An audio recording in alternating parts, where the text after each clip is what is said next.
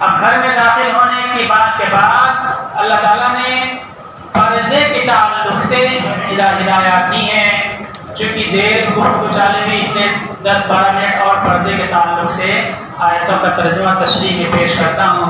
ہماری بہنیں اور بیٹیاں اس کو دھیان سے سنیں۔ ہم نے بتلایا تھا کہ خاص طور پر عورتوں کے تعلق سے مسائل اور ہدایات زیادہ اس میں بیان ہوئی ہیں۔ آیت نمبر 30 اور 31 کا ترجمہ سنیں۔ اعوذ باللہ من الشیطان الرجیم، بسم اللہ الرحمن الرحیم۔ قل للمؤمنین یغضوا من ابصارهم ويحفظوا فروجهم ذلك ازکى لهم ان اللہ خبیر بما يصنعون۔ آپ مسلمان مردوں سے کہہ دیجئے کہ وہ اپنی آنکھوں کو نیچی رکھیں اور اپنی شرمگاہوں کی حفاظت کریں، یہ ان کے لیے صاف ستھرا طریقہ ہے۔ وہ جو کچھ کرتے ہیں یقیناً اللہ کو ان سب باتوں کی خبر ہے۔ وَقُلْ لِلْمُؤْمِنَاتِ يَغْضُضْنَ مِنْ أَبْصَارِهِنَّ وَيَحْفَظْنَ فُرُوجَهُنَّ ولا يبدين زينتهن إلا ما ظهر منها وليضربن بخمرهن على جيوبهن ولا يبدين زينتهن إلا لبعولتهن أو آبائهن أو آباء بعولتهن أو أبنائهن أو أبناء بعولتهن أو إخوانهن أو بني أخواتهن أو نسائهن أو ما ملكت أيمانهن أو التابعين غير أولي الإربة من الرجال أو الطفل الذين لم يظهروا على عورات النساء ولا يضربن بأرجلهن ليعلم ما يخفين من زينتهن وتوبوا إلى الله جميعا أيها المؤمنون لعلكم تفلحون۔ اور مسلمان عورتوں سے کہہ دیجئے کہ وہ بھی اپنی نظریں نیچی رکھیں، اپنی شرمگاہوں کی حفاظت کریں، اپنی زیبائش و آرائش کو ظاہر نہ کریں سوائے اس کے جو کھلا رہتا ہے، اور اپنے گریبانوں پر دوپٹے ڈال لیا کریں۔ ہاں، اپنے شوہر، والد، خسر، بیٹے، شوہر کے بیٹے، بھائیوں، بھتیجوں، بھانجوں، اپنی عورتوں، باندیوں، شہوت نہ رکھنے والے مرد خادم یا عورتوں کے پردہ کی باتوں سے ناواقف بچوں کے سامنے اپنی زیب و زینت ظاہر کر سکتی ہیں۔ نیز زمین پر اس طرح سے زور سے پاؤں نہ ماریں کہ ان کا پوشیدہ بناؤ سنگار ظاہر ہو جائے، اور اے ایمان والو سب مل کر اللہ کے سامنے توبہ کرو تاکہ تم کامیاب ہو جاؤ۔ ان آیات میں سماجی زندگی سے متعلق 8 اہم ہدایات اور احکام دیے گئے ہیں۔ 8 احکام ہماری بہنیں، بیٹیاں اور یہاں بیٹھے ہوئے لوگ بہت دھیان سے سنیں۔ پہلی بات مردوں کو مخاطب کرتے ہوئے کہی گئی ہے کہ مردوں پر واجب ہے فرض اور واجب، یعنی اگر ایسا نہیں کریں گے تو گنہگار ہوں گے۔ مردوں پر واجب ہے کہ وہ کسی غیر محرم یا اجنبی عورت پر نگاہ ڈالنے سے بچیں، غیر محرم کو نہ دیکھیں، اجنبی عورت پر نظر نہ ڈالیں، کیونکہ بے حیائی اور بے شرمی کے سارے کاموں کی ابتدا نگاہ ہی سے ہوتی ہے۔ اسی لیے رسول اللہ صلی اللہ علیہ وسلم نے نظر کو شیطان کے تیروں میں سے ایک تیر قرار دیا ہے۔ مستدرک حاکم حدیث نمبر 7875۔ ہاں، اگر غیر ارادی طور پر نظر پڑ جائے تو یہ پہلی نظر اور اچانک کی نظر تو معاف ہے، لیکن اپنی نظر ہٹا لے اور نظر جمانے سے گریز کرے۔ مسلم شریف حدیث نمبر 2159۔ مردوں کو دوسرا حکم یہ دیا گیا کہ اپنی شرمگاہوں کی حفاظت کریں۔ ان میں دونوں باتیں شامل ہیں، ایک ہی کہ مرد بھی اپنے سطر کا خیال رکھیں اور شرمگاہ کو چھپانے کا خاص لحاظ ہو،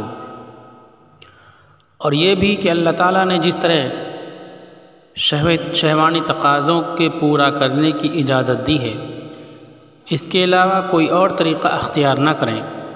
زنا، ہم جنسی یا خود اپنی بیوی کے ساتھ خلاف فطرت فعل، یہ ساری باتیں اس حکم میں داخل ہیں۔ تیسری جو مردوں کو اللہ تعالیٰ نے کہی، وہی باتیں الگ سے عورتوں کو کہنے۔ قرآن کا اسلوب یہ ہے کہ جو احکامات مردوں کے لیے ہیں وہ عورتوں کے لیے ہیں، اور مردوں کے لیے اللہ نے حکم دیا تو عورتیں اس میں شامل ہو جاتی ہیں، لیکن نظر کی حفاظت اتنی اہم، اتنی ضروری، اتنی بڑی چیز ہے کہ الگ سے مردوں کو حکم دیا، پھر الگ سے اللہ نے عورتوں کو حکم دیا کہ عورتیں اپنی نگاہوں کی حفاظت کریں، کسی بھی مرد کو عورتیں نہ دیکھیں، خاص طور پر ناف سے لے کے گھٹنے تک دیکھنا کسی بھی نامحرم کو یہ گناہ ہے، ناف سے لے کے گھٹنے تک دیکھنا گناہ ہے۔ ایک مرتبہ دو ازواج مطہرات حضرت ام سلمہ اور حضرت میمونہ رضی اللہ تعالی عنہ رسول اللہ صلی اللہ علیہ وسلم کے پاس موجود تھی۔ ایک نابینا صحابی حضرت عبداللہ بن ام مکتوم رضی اللہ تعالیٰ عنہ حاضر ہوئے۔ آپ صلی اللہ علیہ وسلم نے ان دونوں کو وہاں سے جانے کا حکم دیا، حضرت ام سلمہ، حضرت میمونہ، اپنے دونوں بیویوں کو۔ انہوں نے عرض کیا کہ یا رسول اللہ یہ تو نابینا ہیں۔ آپ نے فرمایا کیا تم دونوں بھی نابینا ہو؟ ابو داؤد حدیث نمبر 4114 کہ کیا تم بھی نابینا ہو؟ چونکہ وہ نابینا تھے تو لباس اور کپڑے کو کس طرح سے محفوظ رکھنا ہے اتنا وہ احتیاط نہیں کر سکتے تھے، اس لیے اللہ کے نبی صلی اللہ علیہ وسلم نے کہا کہ تم چلی جاؤ۔ تو اس سے معلوم ہوا کہ احتیاط بہر النگاہ کو بچانے میں ہے۔ اسی طرح جو حصہ مردوں کے سطر میں داخل نہیں، اگر کوئی عورت کسی مرد کے دیکھنے میں فتنہ محسوس کرے تو اس کے لیے اس سے بچنا بہتر ہی نہیں بلکہ واجب ہے۔ اس لیے ہماری بہنیں اور بیٹیاں جب باہر نکلیں تو اپنی نگاہوں کو نیچی رکھ کر کے چلا کریں، اس طرح مردوں کو نگاہیں نیچی رکھنے کا حکم دیا گیا، دوسرے الگ سے عورتوں کو بھی اپنی نظر نیچی رکھنے کا حکم دیا گیا۔ چوتھی بات عورتوں سے متعلق ہے، عورتیں بھی اپنی شرمگاہوں کی حفاظت کریں، اس میں زنا بھی شامل ہے، ہم جنسی بھی، خود اپنے شوہر کے ساتھ غیر فطری فعل بھی، اور اس میں خصوصی طور پر صنفی اعضاء کے سطر کا لحاظ رکھنے کی طرف بھی اشارہ ہے۔ عام طور پر قرآن مجید میں احکام کے مخاطب مردوں کو بنایا جاتا ہے اور عورتیں بھی اس میں شامل ہوتی ہیں، لیکن اس مسئلہ میں عورتوں کو بھی خصوصی طور پر مخاطب کیا گیا، کیونکہ عفت و عصمت کا تعلق بنیادی طور پر عورت سے ہے۔ اگر عورتیں پاک دامنی کا راستہ اختیار کرتی ہیں، پاک دامنی کے راستے پر قائم رہیں، تو مرد خود بخود اس راستے پر قائم رہیں گے۔ عفت اور عصمت بہت بڑی دولت ہے، اپنی عصمت پر داغ نہ آنے دیں۔ پانچویں بات کہی گئی کہ اپنی زیب و زینت کو ظاہر نہ کریں، حسن و جمال کو نہ ظاہر کریں۔ ایک ہوتا ہے یہ جو نظر اور جسم ہے، یہ بھی ایک حسین اور قدرت کا خوبصورت بنائی ہوئی چیز ہے، تو اس کی حفاظت کے لیے نظر نیچے رکھنے کا حکم دیا گیا۔ ایک بناؤ سنگار ہوتا ہے جو انسان اپنی کوشش اور اپنی صنعت کے ذریعے سے پیدا کرتا ہے، مہندی لگا لیا، اچھا کپڑا پہن لیا اور اس طرح سے، تو یہ اس کو بناؤ سنگار۔ اللہ تعالیٰ کہتے ہیں کہ اپنی بناؤ سنگار کو عورتیں ظاہر نہ کیا کریں، یہ پانچواں حکم ہے عورتوں کے لیے، اپنے بناؤ سنگار کو ظاہر نہ کیا کریں غیر محرم مردوں کے سامنے۔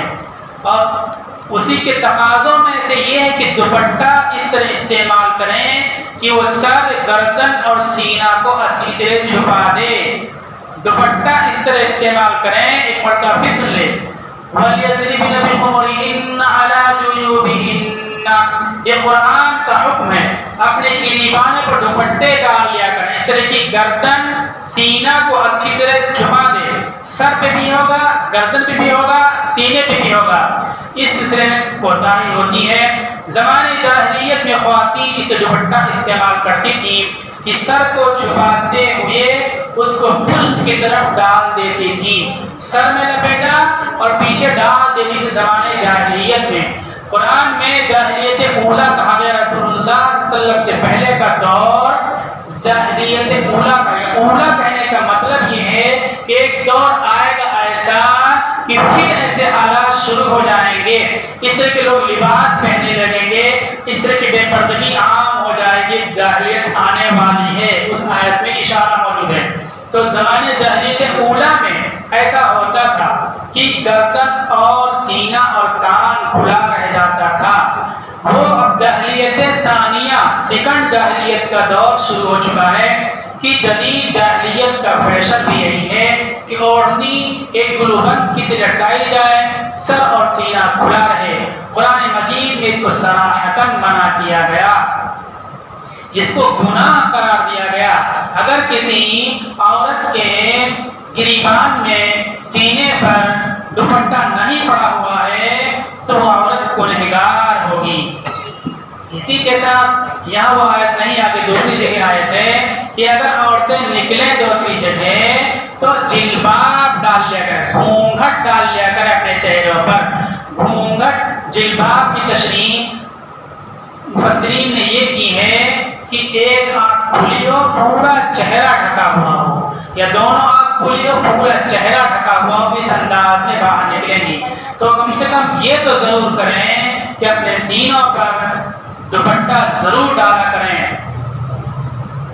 پھر آگے اس سے مستثنا کیا کہ کن کن مقامات پہ کن کن چیزوں کو کھول سکتی ہو۔ اللہ تعالیٰ کہتے ہیں وَلَا يُبْدِينَ زِينَتَهُنَّ إِلَّا مَا ظَهَرَ مِنْهَا، مگر وہ چیزیں جو تمہاری زینت سے ظاہر ہو جاتی ہوں۔ اس سلسلے میں مفسرین کی کئی رائے ہیں۔ حضرت عبداللہ بن مسعود کے نزدیک اس سے اوپر کے کپڑے مراد ہیں۔ ایک کپڑا اندر پہنا، ایک کپڑا اوپر پہنا، نقاب پہن لیا تو نقاب کا کالا کپڑا تو دکھائی پڑے گا اوپر سے، الا ما ظہر منہا سے مراد یہ ہے کہ آپ نقاب پہن کر کے باہر نکلو تو یہ نقاب تو دوسرے کو دکھائی پڑے گا، اس کو تو چھپا نہیں سکتی، یہ مراد ہے۔ سعید ابن جبیر کے نزدیک کپڑے اور ہتھیلی وغیرہ ڈھکنا ضروری نہیں ہے۔ چھٹی چیز اس میں یہ بتلائی گئی، چھٹی بات میں یہ بتلائی گئی کہ کن کن لوگوں کے سامنے اپنے چہرے ہاتھ وغیرہ کھول سکتی ہو۔ جن عورتوں کے لیے جن سے عورتوں کے لیے پردہ کرنا ضروری نہیں ہے ان کو بیان کیا گیا۔ ان میں ایک تو شوہر ہے اور 7 محرم رشتہ دار ہیں کہ 7 محرم رشتہ داروں کے سامنے پردہ کرنا ضروری نہیں ہے۔ کون کون ہے؟ دھیان سے سنیں۔ باپ، دادا، شوہر کے باپ۔ ایک تو شوہر ہے، شوہر کے سامنے پردہ کرنا ضروری نہیں ہے، اور باپ دادا یہ سمجھتے ہیں شوہر کے باپ، شوہر کے دادا، ان کے سامنے بھی پردہ کرنا ضروری نہیں ہے۔ عجیب معاملہ ہے، بہت سے مقامات پر شوہر سامنے آیا تو عورتیں گھونگھٹ چہرے پہ ڈال لیتی ہیں، سسر سامنے آیا تو عورت چہرے پہ گھونگھٹ ڈال لیتی ہیں۔ سسر کے سامنے تو سمجھ میں آتا ہے اس میں سسر کا سمان ہے، سسر کا ریسپیکٹ اور احترام ہے، لیکن شوہر کے سامنے چہرے پہ وہ گھونگھٹ ڈال لینا یہ ناسمجھی کی بات ہے۔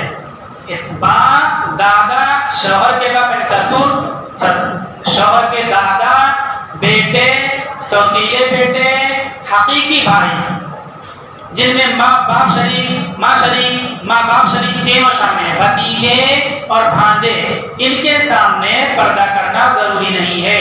ان کے علاوہ 4 لوگوں میں بیویاں باندیاں، بیوی باندی ایسے کم عقل لوگ جن کو عورتوں کی طرف رغبت نہ ہو، اور چھوٹے بچے جن کو صنفی امور کا کوئی شعور نہ ہو، پردے کی بات نہ جانتے ہیں جو بچے، ان کے سامنے بھی پردہ کرنے کا حکم نہیں ہے۔ اگرچہ یہاں بعض محرم رشتہ داروں کا ذکر کیا گیا، لیکن اس بات پر اتفاق ہے کہ اس میں تمام محرم رشتہ دار یعنی وہ مرد شامل ہیں جن سے ہمیشہ کے لیے نکاح کرنا حرام ہو، ان لوگوں سے پردہ کرنا ضروری نہیں ہے۔ 7واں حکم یہ دیا گیا کہ عورتیں زیورات اس طرح پہن کر نہ چلیں کہ اس کی آواز غیر محرم مردوں تک پہنچے، خواہ زیور ہی میں کوئی ایسی شکل ہو جس سے آواز پیدا ہوتی ہو۔ پہلے پازیب عورتیں پہنتی تھیں تو چھم چھم بجنے کی آواز آتی تھی، تو ایسی زیور ایسا زیور نہیں پہننا چاہیے، یا زمین پر اس طرح پاؤں پٹک کر چلیں کہ آواز پیدا ہو۔ اللہ تعالیٰ نے اس سے بھی منع کیا۔ اس میں 9 ہدایتیں دی گئی ہیں پردے کے تعلق سے۔ ہم اور آپ ان باتوں کا اہتمام کریں اور کوشش کریں کہ اس میں ہم سے کوتاہی اور سستی نہ ہونے پائے۔ سینے پر کپڑا ڈالنے کے تعلق سے بات آئی کہ سینے پہ گردن پہ کپڑا ڈال لیا کریں عورتیں باہر نکلتے وقت۔ اس سلسلے میں مزید وضاحت کر دوں کہ جو عورتیں چست کپڑا پہنتی ہیں یا سینے پہ دوپٹہ نہیں ڈالتے، کپڑا نہیں ڈالتی ہیں، وہ بہت ہی زیادہ قابل ملامت اور محروم عورتیں ہیں۔ حتیٰ کہ صرف وہ عورتیں ہی نہیں بلکہ ان کے باپ، ان کے بھائی، ان کے شوہر، ان کے بیٹے بھی قابل ملامت ہیں۔ رسول اللہ صلی اللہ علیہ وسلم نے ارشاد فرمایا کچھ لوگ جنت کی خوشبو بھی نہیں پائیں گے۔ اس میں فرمایا الدیوس الذی وقر فی اہلہ الخبث، وہ دیوس ہے جو اپنے گھر میں خباثت اور گناہ کو مضبوطی فراہم کرے۔ عورتیں ڈھیلا ڈھالا لباس نہیں پہنتی ہیں، تنگ لباس پہنتی ہیں اور باپ نہیں روکتا ہے، بیٹا اس کو نہیں روکتا ہے، بھائی نہیں منع کرتا ہے، تو یہ بھائی باپ بیٹا شوہر بھی دیوس ہوں گے، جنت کی خوشبو نہیں پائیں گے۔ یہ عورتیں تو اپنی آخرت خراب کر ہی رہی جو ایسا لباس پہنتی ہیں۔ یہ 4 مرد ان عورتوں کے ساتھ دوزخ کے حقدار بن جائیں گے۔ اس لیے اپنے گھروں میں، اپنے سماج اور معاشرے میں دیکھیں کہ ہماری بیٹی، ہماری بیوی، ہماری بہن، ہماری ماں اگر ڈھیلا ڈھالا لباس نہیں پہنتی ہے اور باہر نکلتے وقت اپنے سینے پہ دوپٹہ نہیں ڈالتی ہے، سر کو دوپٹے سے نہیں ڈھکتی ہے، تو وہ گنہگار ہوگی۔ اسی کے ساتھ ہم باپ کی حیثیت سے، بیٹا کی حیثیت سے، شوہر کی حیثیت سے اور بھائی کی حیثیت سے دوزخ کے حقدار بنیں گے۔ ہماری مائیں بہنیں بیٹیاں اپنے بھائی پر، اپنے بیٹے پر، اپنے شوہر پر، اپنے عزیزہ اقربا پر رحم کریں، ان کی بخشش کے لیے، ان کو دوزخ سے بچانے کے لیے، خود کو دوزخ سے بچانے کے لیے لباس ڈھیلا ڈھالا پہنیں، ساتر لباس پہنیں، مرد حضرات اس پر خیال کریں۔ اب اگر مجلس ہوگی دوبارہ تو میں اگر عورتیں آتی ہیں تو سورہ نساء، سورہ نور سے حجرات کو ترتیب کے ساتھ ہفتہ واری بیان کروں گا۔ اب اسی پر میں اپنی بات ختم کرتا ہوں۔ اللہ تعالیٰ عمل کی توفیق عطا فرمائے۔